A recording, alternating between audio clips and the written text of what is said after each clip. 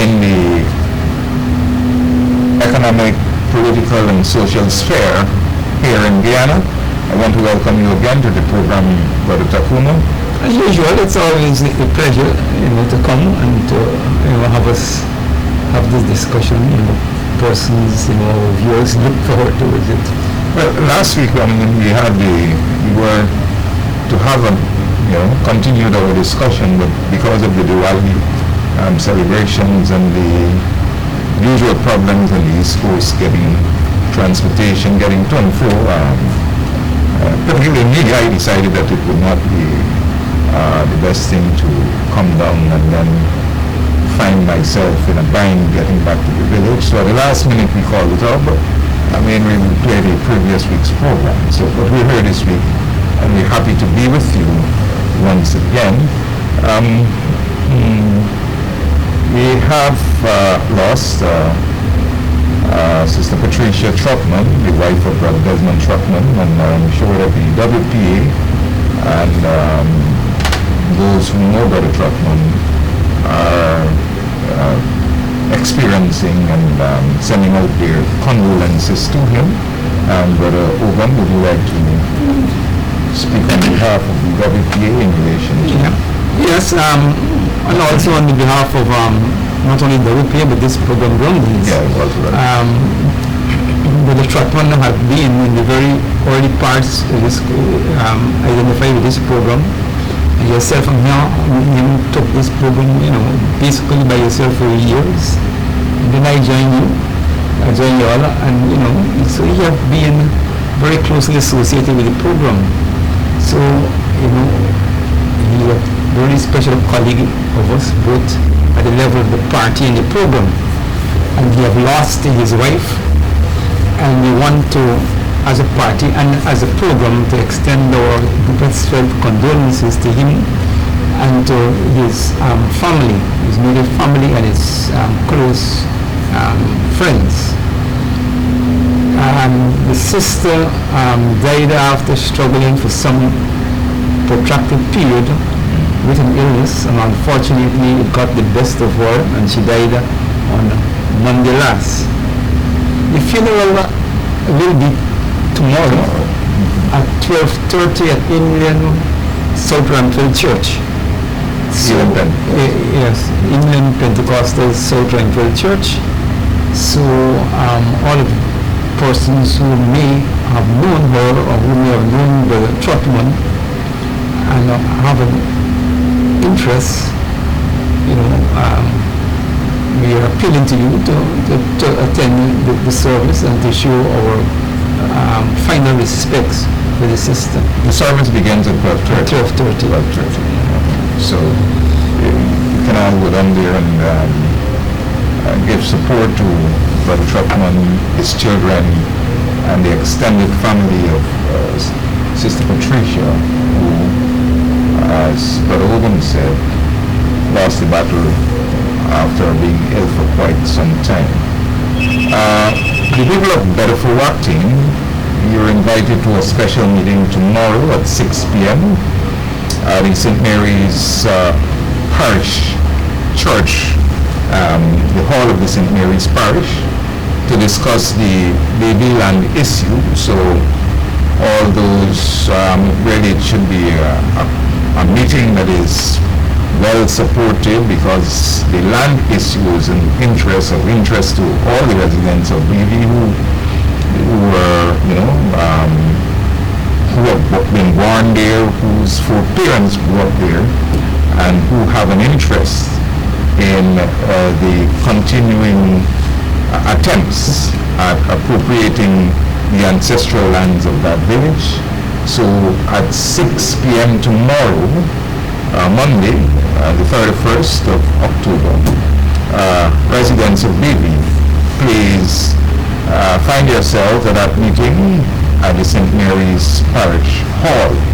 And I would also like to extend an invitation to the media, because this is an important issue, and I think the media should give it as much coverage as possible, because it's clearly an attempt by rich people to take advantage of the poor. and it's also part of the misguided nature of people whom we put in positions as our leaders, who really have not the interests of community, who have no sense of community, who have no respect for the sacrifice of the ancestors, and so they, in pursuit of their own aggrandizement, make these decisions that really make us fall prey to vultures who are willing to accept and pounce upon these opportunities. And so I am hopeful that at some point the community will galvanize itself and just go down to Georgetown, even at the homes of the elements who are trying to take their lands, and let them know how they feel. Mount placards, picket, demonstrate that, you're not standing for any of it. And let the world see how these vultures are operating and trying to disenfranchise poor black people. It's a sickening thing with people who have, who are trying to take from those who really don't have. It's part of the nature of this capitalist-oriented society, but it's not something that we can always accept and believe that it's part of the natural course of things. All right? I just want to add that the meeting is organized by Councillor Elton McCray and his comrades, so that the villagers will know, who actually organized the meeting, and I want to join with you to make an appeal to them to make a special effort to come out and to have their voices being heard and to demonstrate their collective solidarity in defense of these very important issues of ancestral lands. The surprising thing, I don't know where the legal battle is heading, but I'm hoping that more and more people who have the legal know-how will get on board with these people and try to, because this is a national thing. I mean, in terms of the African nation. I recently heard in Moko that through schemes, again, this time by agents of the administration, that they are using elements in Moko to encourage people to squat on the lands of the Moko people. And it's sad again, because it's always people from among us who basically are the vessels that cause us as a people to suffer in the main. And we have lamented the fact that, we have not yet begun to deal with these people in combined ways so that a message can be sent that this kind of action will not be tolerated, and those who are willing to go down that path, that they will, suffer the consequences. It's really sad, because the lands of Moko, initially the attempts were to have it distributed among the African peoples who are the rightful heirs to those lands. But through some scheme now, and through these agents that they are using, they have opened up the lands to all and sundry, and are encouraging people from every walk of life to go on to appropriate the lands that really belong to the people of Moko. And there are names of one agent, of woman, and then possibly a few others along with her, who are apparently being used by the administration to do this kind of thing. You see, it's a continuing process of trying to keep us subjugated and to take things that we possess. And we seem not to be able to rise above that and to understand the bigger picture all right? Because while we may eventually seem to be getting something, and generally we don't get much. We don't get much. The hub of the benefit would go to those who use you. So you become a pawn for the kings and the queens and so on. And it's really a sad thing. So I don't know how the people of Naka are going to deal with that situation. But we have to expose the names of those collaborators, you know. You know, we have to get the names and make sure that we get them right, and we got to begin to expose them. You know, they must not feel comfortable among us. You know, I mean that is the starting point. We have to identify them, then expose them, and then we wage a campaign to make them feel very uncomfortable among us. You see, it is clear that the PUP has a very systematic policy they have worked out, based upon the principle of divide and rule. You know, and they're deliberately, you know, cultivating in the African communities a set of collaborators, okay, who would engage in divisive kinds of activities which will rupture the African solidarity, you know, and they will have their own way. But this is a challenge that we have to take on board, and we have to educate our people, you know, to face these challenges. And I think that we have to engage in more aggressive mobilization in the community now that the COVID seems not to be a major issue. But when you speak about these things, because the Chronicle newspaper is shouting that Mark Phillips is accusing the opposition of race baiting and all of these things, when you speak out against these kinds of intrusions and you know, into the African community, they always use people like Mark to come forward, and then you have Hamilton who will come forward with all these kinds of, you know, excuses and try to downplay the importance of what is being said by the leaders of the African community. So you have various tiers of these elements who are essentially soup drinkers and who care not about the nation, the African nation, but are willing to act as agents of an institution that is seeking in every way to suppress and to make, you know, lame and weak this nation to which they belong.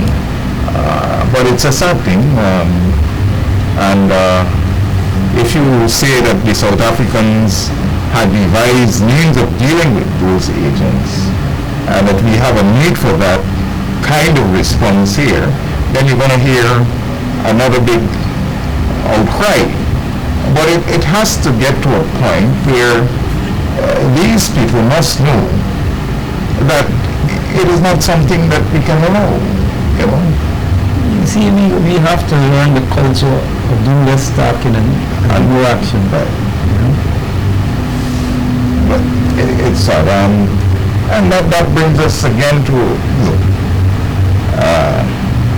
I cannot, you know, overemphasize the nature of the administration and its attempt. I have to speak about it so often. Last week I called upon Ejil to fulfill his promise that he made when he was asked about having a road constructed to help the farmers in Buxton so that their ability to produce, they demonstrated that they are capable of and are willing to take the lands in the back of the village and to cultivate and produce their own food.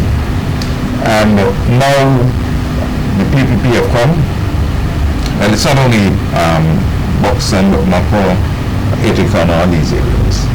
And they have demonstrated, they have isolated the community, and they have shut them out from all the kind of assistance that they used to get.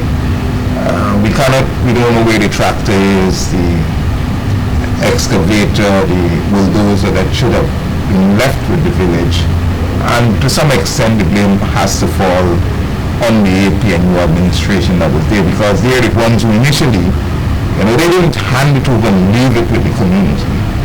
They used the NBIA to to basically have that,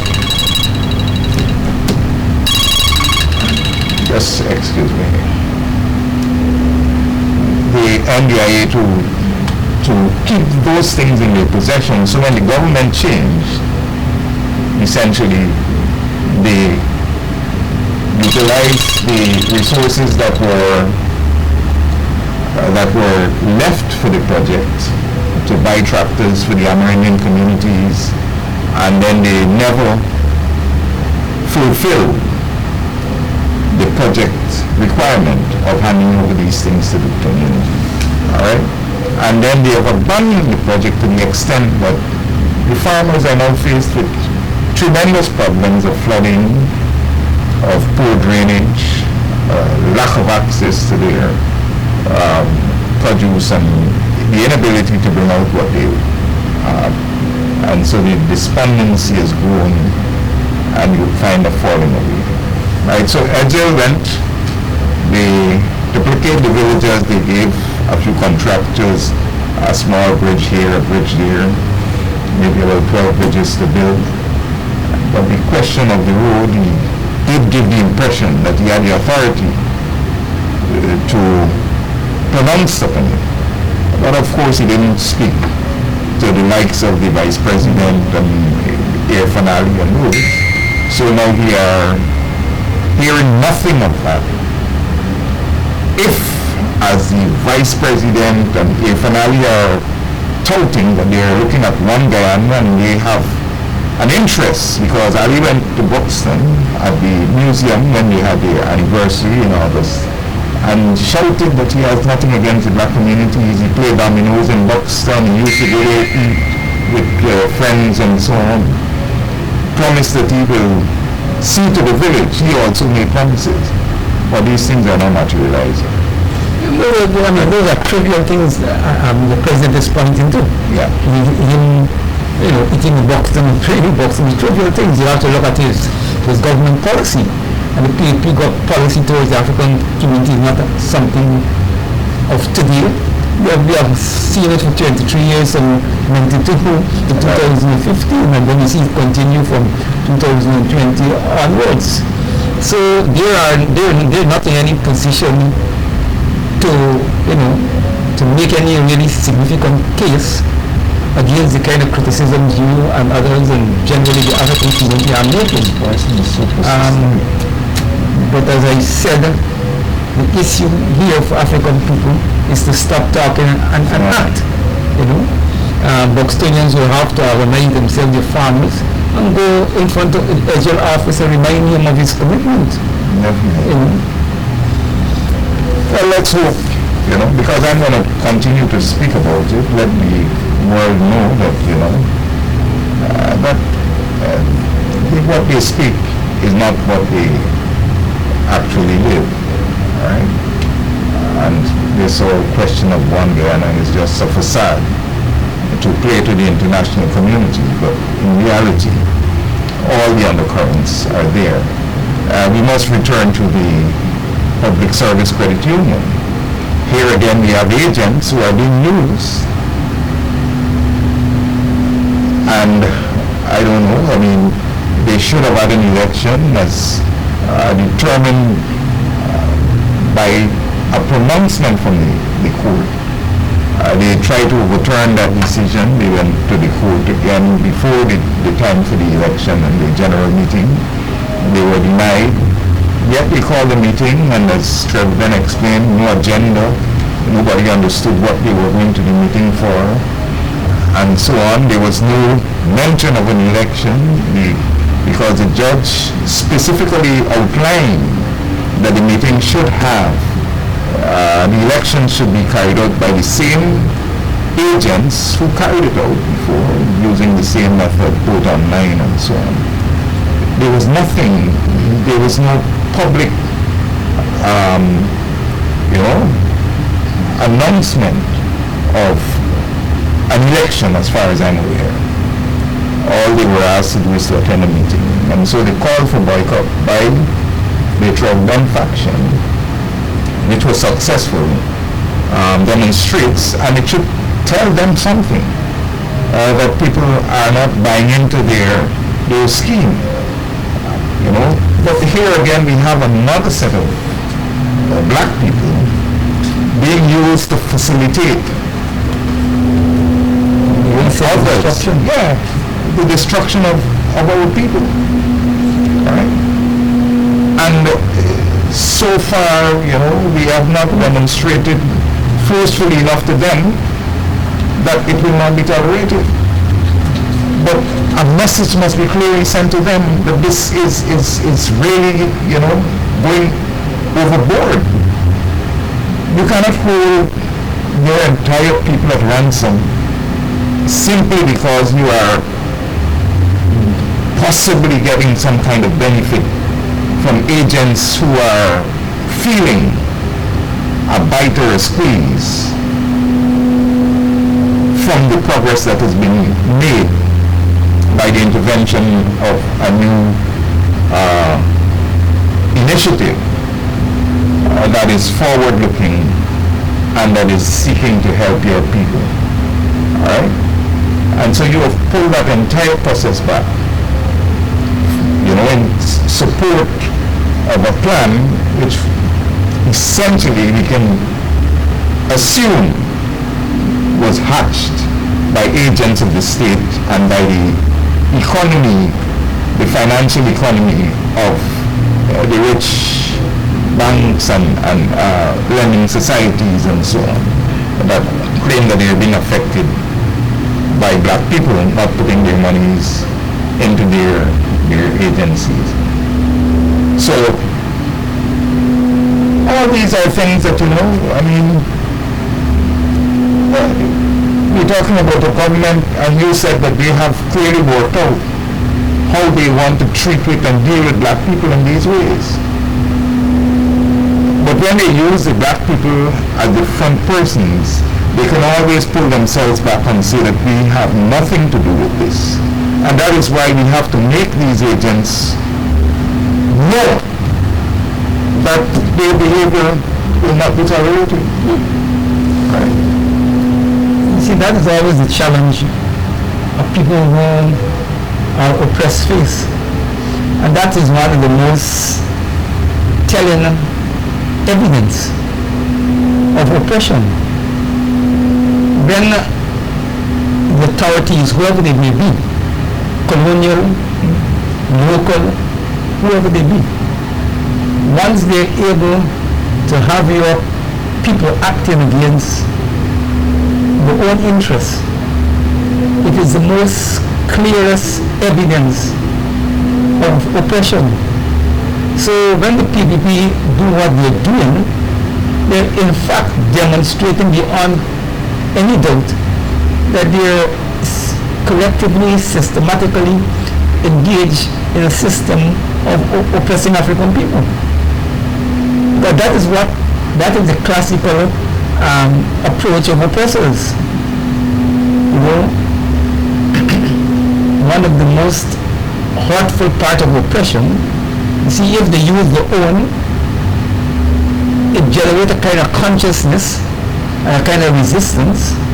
But when they could use you people against you, okay, it's a double form of oppression, okay, and place you in an extremely difficult position to decide how you're going to deal with your brothers and your sisters who are cutting the throat of the collective. So it's a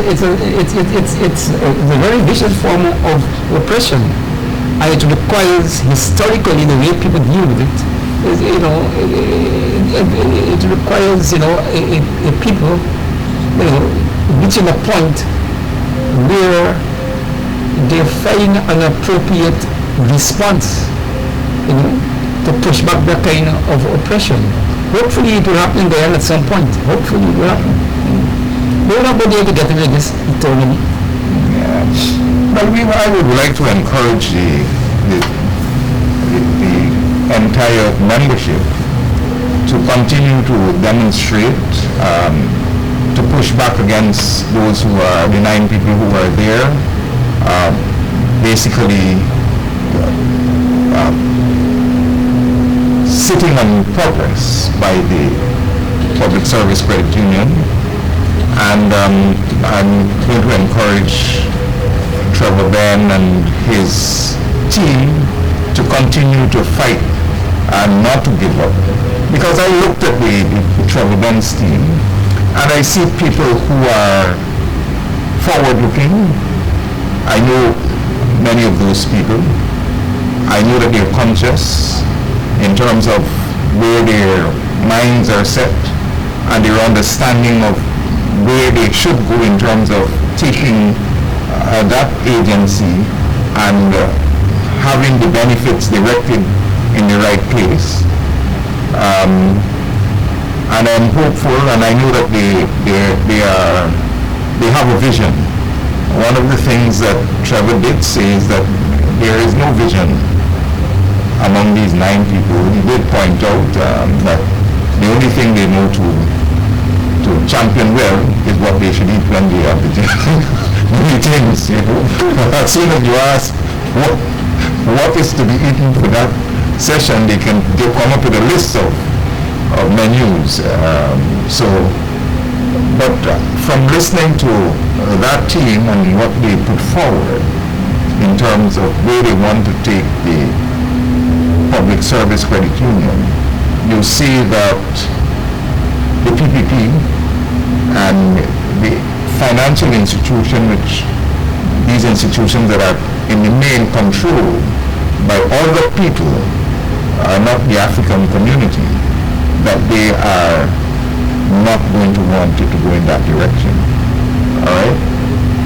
And so they're going to continue to find ways to prevent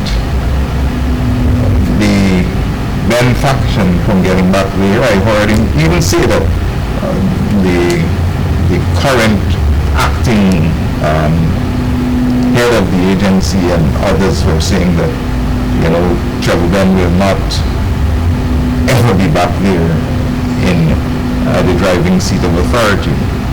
But just don't give up.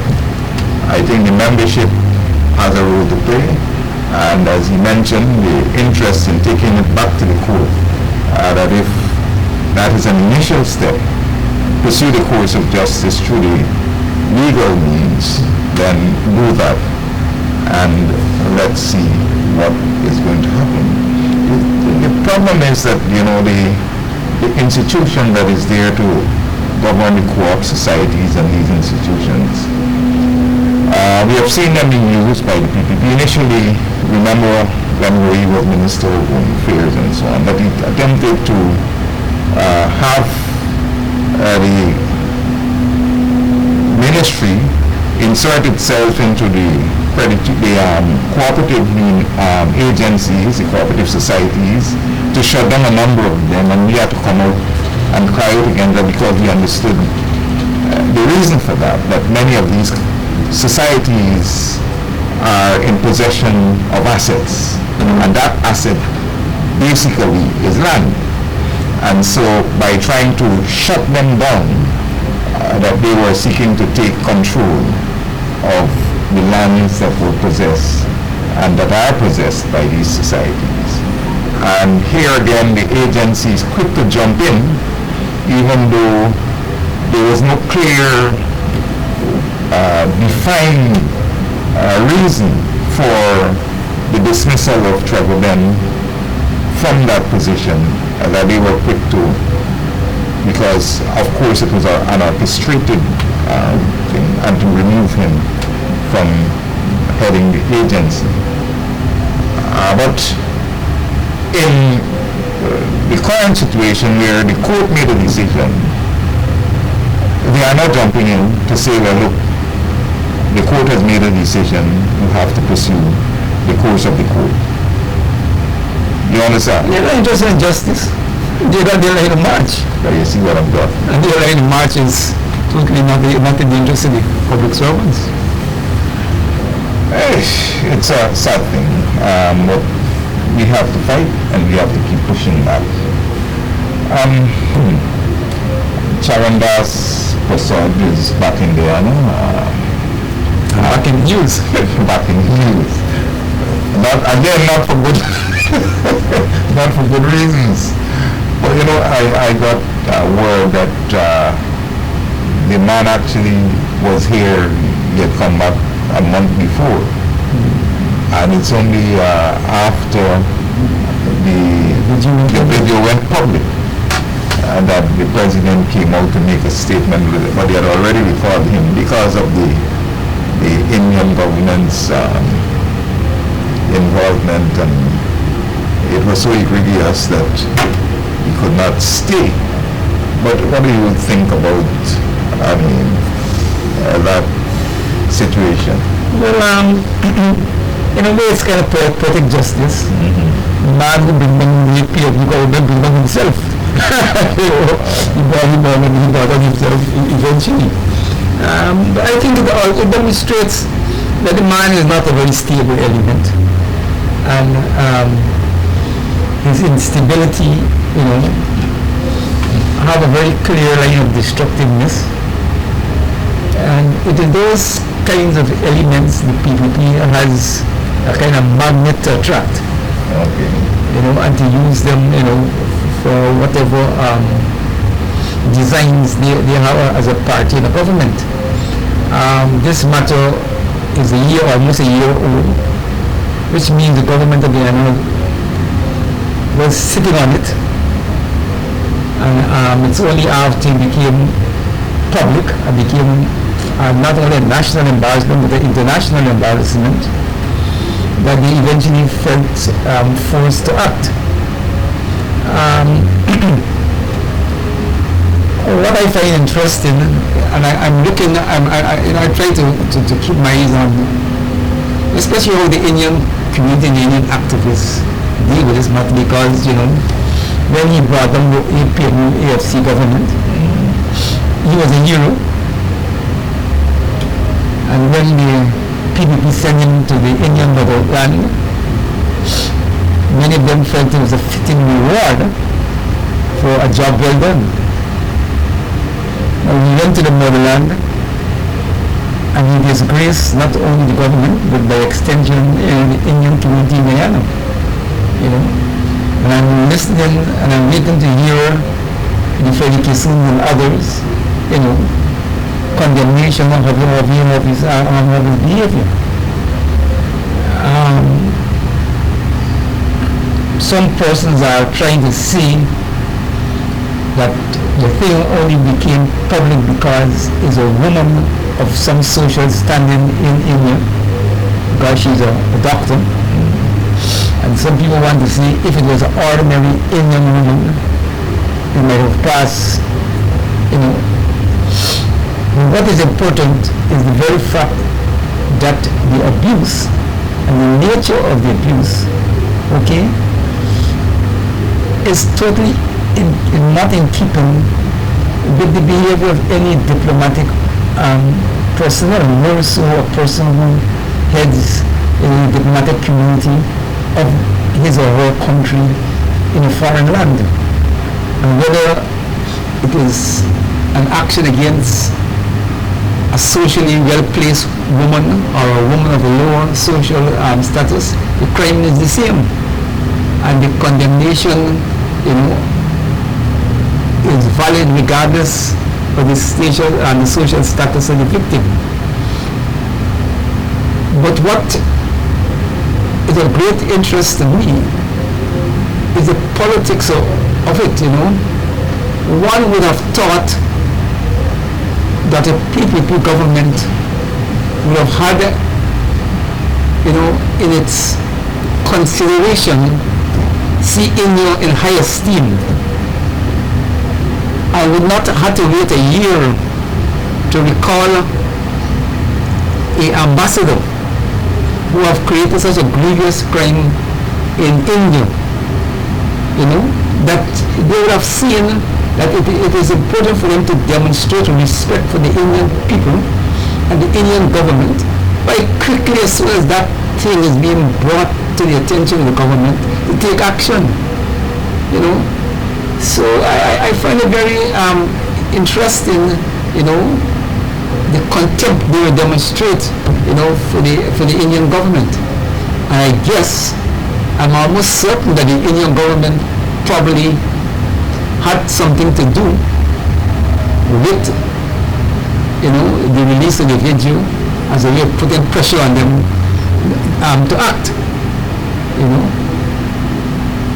I mean, I am an African Guyanese, and I have great respect for India and the contributions India have made in the anti-colonial struggle, and the very fact that India, populated half of the country. And I will argue that any national government has to respect the motherland of India, have to respect the motherland of Africa, and governments have to give, not only lip service to that recognition, but if he had done that in the United States, they would not take a year, or in Britain, to act. But because it is India, they feel comfortable, to behave in a certain way. And that is what I want to really point out.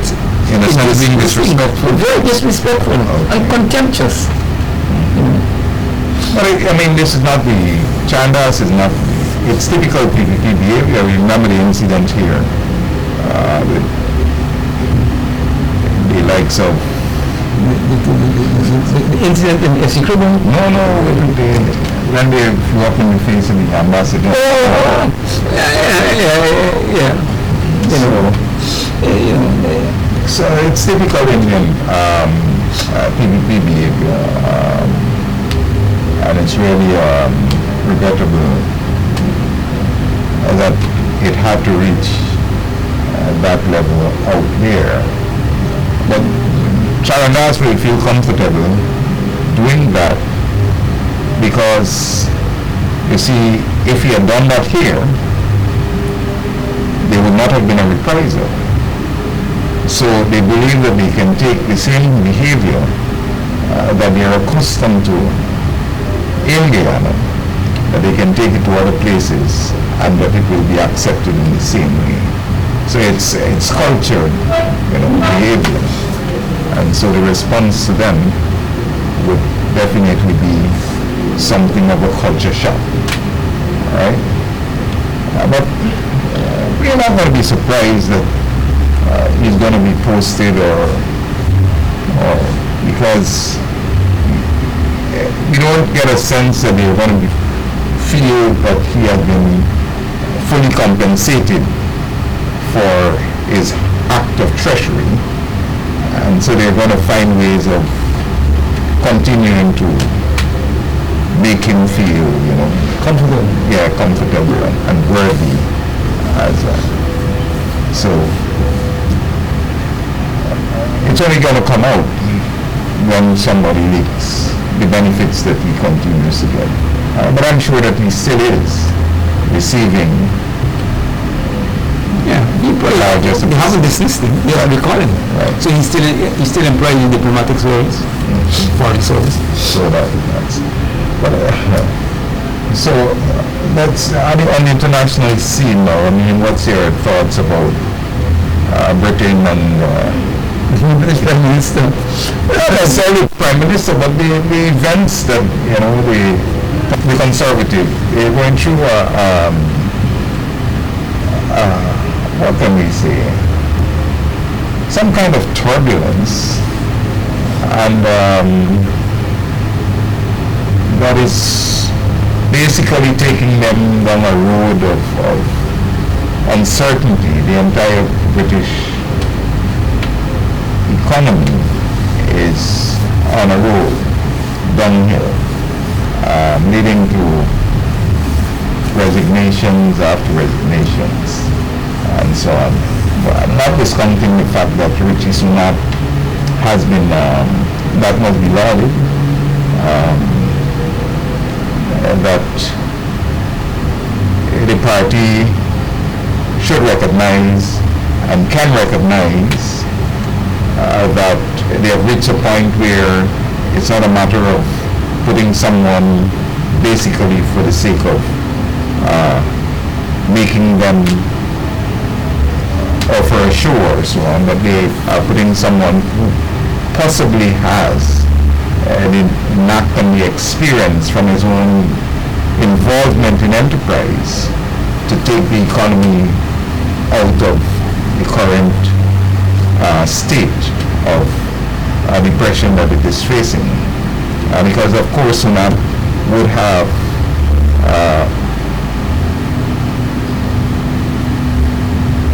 talked about the fact that the steps that the party was initially taking, that it would not be successful. He was one of the persons who basically criticized them for taking these measures. And so he seemed to have an understanding of the economy and where it should go. But I don't know what your thoughts are.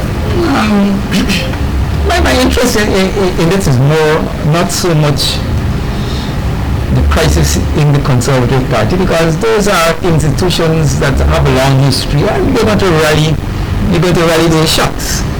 And the thing about British politics, which probably should be instructive to us, is that because we try to pattern our politics based in some respect from the British Westminster system, even though we don't have a full Westminster system, but inherent in our system is some of that.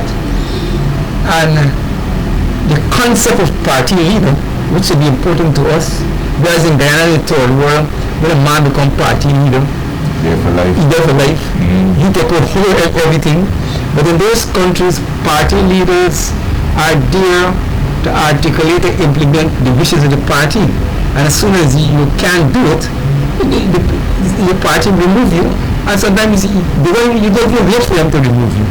You yourself will resign, in admission that you're failing, or at least you lost the consensus of your colleagues. And I think that is an important lesson for us and those who want to argue about democratic politics. Unless you have that democratic culture, and this our country, when a man becomes leader, he wants this thing like it is his personal property, and he sees himself as leader for life. But I think the rally part of the problem is that they think the governments, if I remember, this is maybe the second or third successive. There might be government they probably for 10 years at least, if not more. So part of that, always happen in most political situation like that, when they go for so long. They reach a point where they run out of ideas and steam, and and the good thing is really to step back. Okay, let another party think, but no party do it that way. They go on until they actually lose the elections, which is very likely to happen to them, and then the Labour will probably take over, and they will get a chance to recharge their batteries and to develop new ideas. But new leaders will emerge, and in those parties there are a lot of fractions. Certain policies may be reflected of the convictions of a certain fraction in the party, and that fraction may win out and lead the party to victory, and then it has the right to implement. When it fails or its ideas become irrelevant, the ideas of another fraction within the party may get ascendancy, and they may lead the party into elections and victory and so forth. So that is the way those mature parties deal with the question of governance and issues. But in our situation, we don't have that. But what what I'm interested in is the way in which I call the irony history, where India was colonized by the British, and now today, and in the process of colonization, they taught the colonizers that the colonial power knows it all and is best suited even to run things not only in their own space but in the entire world, and they got some God-given right, you know, to dominate and to rule people. And now to see that the Britain as a major colonial power is in one of the greatest crises in recent times, have to resort to one of the colonizers, you know, to give them leadership out of the crisis. I mean, that is the irony of this thing that, you know, I quietly enjoy, to be honest, you know, that Britain have reached a point where it now have to depend upon the intellectual talents of those who they have colonized, you know, to provide leadership. So you know, the colonizers, okay, are now turning to those who they colonize for leadership, you know. But that's not a new phenomenon, Ogun. A lot of what happens in these countries, a lot of the developments that take place, they never talk about the people responsible. The new evolutions in technology and so on are not by white people. No, I know, but to control, for having a non-British prime minister, you know, is not an easy thing for Britain. And you check at what is happening. A lot of what they... Because you see, think of power is not who you could be the producer of ideas, okay, but I control. Yeah. You do it at the because of me. You understand? Yeah. But to concede that, look, you know, I have become so bankrupt that I got to talk to you now, not just for ideas, but to lead me. The different story. It's part of the scheme. I mean, they have been using people from the eons of time, since the... And in sports and all. Yeah, in sports. I mean, the plantation economy was based upon the exploitation of labor from other sources, and then you had, apart from slavery itself, you had the indentureship and all of these things. So it's a history of control and using other people. And even today, I mean, like I said, Silicon Valley, and then they outsource a lot of the things to China, to India, you know, and they take the brightest from these Africa and all these places. Well, a feature that you notice if you check what happens on Facebook, there are some young, bright geniuses that they may discover in places like India and Africa and so on. What they do, once they discover these guys, they are able to make things at young ages, 12, 13 and so on. They take them to the United States and they say they're giving them an education, they put them in an institution, and but when they're done there, they're not going back to Africa with the knowledge that they have.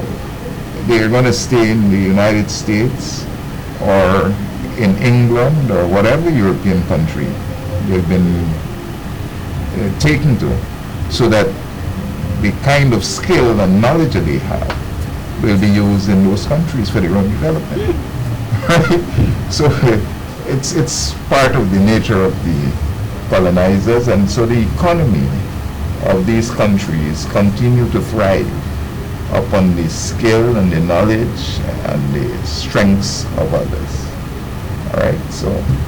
Yeah, but when they have to accept the political leadership, there's a different horse of a color. Well, you know, Barack Obama took the United States at a point. Yeah, but when you see what Trump and them do to his legacy, right? So it's a similar situation here. America was on the free fall. The economy was so, you know, bankrupt and basically, you know, and Barack took it and brought it back. So Rishi, we're hopeful that he will be just as successful so that he can bring the British economy, let them understand that they are not gods. You understand? So that they know that other people, because the world is actually demonstrating to them that power, the source, the center of power is no longer in Europe. It's shifting. Yeah, it's shifting. It's shifting. And it's going to continue to shift in other directions. And they got to, I have to accept that at some point. All right? So congratulations to the new Prime Minister of Britain. And we wish him all the best and hope that his tenure will be one that is successful, that he doesn't face the same kind of situation where the policies that he outlines. And it should be a matter of pride for Indian in Guyana and the Caribbean, all over the world, you know, that one of your own, you know, can ascend to that level. So, you know, we also from Groundings here want to, you know, embrace the sentiments that is very much in this development that is reflected in the Indian diaspora to which Guyana is part. All the best to you, my brother. I know development, part of a continued decline when we talk about dictatorship in this country. We now see that Soko, through Officer Krishnadat Ramana, exercising powers that, I mean, it's so outrageous that you cannot be over alarmed that he can instruct counsel for someone whom they have an interest in not to give advice to that person, and because of the advice of the counsel, Tamika Clark, she's arrested. What's really going on, Brother Ogun? Well, I'm telling you, I'm pondering on this thing because, you know, look, as soon as a police officer enter the force and they go through the basic training, they know the client-counsel relations, and they know that the counsel has a right to have access to the client and to advise the client how to engage. And they also know that by law, accused person is not required to say anything or to write give a statement if he or she feels, you know, they don't want to. But these are elementary rules of engagement. Yeah. And when you see a senior officer, the superintendent or whatever is rank, behave in this way, you know, you have to try to dive deeper. So first I asked myself, I wonder if he was smoking. But then it's not one officer, because even if he is a little crazy at the moment, he has a lot of other police officers around him must know somebody you're going to go into trouble, you're getting into trouble here. So you really want to know what is driving, and I'm sorry to be at the end of the program because we've been signaled that we have to tie up, but I think we probably have to revisit it next week. And you know, I don't like to invoke race into these equations willy-nilly, but you're hard pressed not to recognize that since the PPP have returned to office, there seems to be an Indian triumphalism, and there seems to be a sense among Indian persons who are in certain strategic areas of the state that they feel that they can exercise abusive power on restraint, you know. And I really want to tie to that action, you know, a socio-political context, because I don't think those officers could say they were ignorant, okay, the laws and the rules of engagement. So their behavior has to fit into something wider, okay, than that, you know. And you know, the Attorney General made a wishy-washy excuse, you know, I'm still waiting to see how they will deal with the officers, because that is a matter that they should discipline the officers in a way that, will discourage, others from behaving in that way. They suspend them. Well, they said that it's the Office of Professional Responsibility. You see, but we watch it and see. Yeah. But it's interesting that everybody who probably has some association with the PPP feels that they have a right to exercise this excessive power. And that's why it brings down governments, because you set into motion a chain of reaction and behaviors that it reach a point where you can't control and pull back. Yeah. And people are acting in their own understanding of what you think you want them to do. Yeah, that's a typical case currently is Iran. You see what has happened, and that is seeming to be going to lead to a revolution if the people continue to fight in the way that they are fighting the oppressive nature of that administration. But another peculiar thing about the incident, and this is a common feature, of police work here, that they were giving the man a statement that they prepare what to say. It's criminal behavior. It's criminal behavior. In any other jurisdiction, once it can be proven that this statement was taken under duress or any such thing, it will be thrown out. It will be thrown out. And those who would actually do it should be punished. It's a criminal offense. Yeah. You can't write a statement and then force people to say that this is my statement. This is my statement. But it's a common feature in the nature of police work here. And it is encouraged. It is encouraged. And so, the actions of the proposed response of taking legal action against, the state for this kind of transgression, I'm hopeful that it's appropriate. It is appropriate. Right, and the statement by the Bar Association I find to be very pertinent. That they're taking a strong position against it, because this really undermines the whole legal system. But it's a facet of dictatorship. And like you said, in a dictatorship, the agents of the state seem to believe that they have the powers, because they're part of the system that drives that power, and so they believe they can exercise it in any way they choose. But time has caught up with us, Brother Ogun. It's been a pleasure again having these discussions with you, and I want to thank the people out there who have been viewing the program, and to encourage you to continue to stay with us as we have these discourses week after week. And do have a good night.